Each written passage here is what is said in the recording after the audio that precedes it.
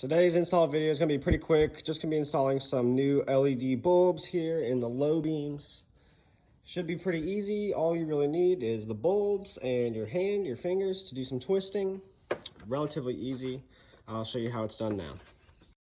So in order to start installing these bulbs, we have to remove the ones that are already in there. And we're going to be removing the low beams. And in order to do that, you need to come to your truck and find the leftmost light bulb. So the leftmost, this is the driver's side. If it was on the passenger side over there, it'd be the rightmost. But we need the one on the far outside.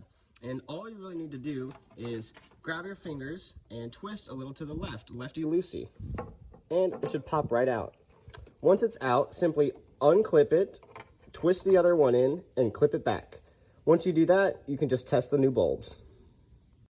I have my new LED bulb put in there and I've clipped it back.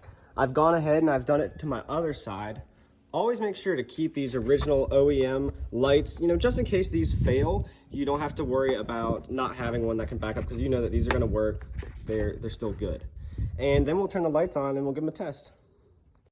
Now I've cut my car on, and as you can see, the bulb that we replaced, this one right here, is working. It comes to the driver's side, and that's working as well.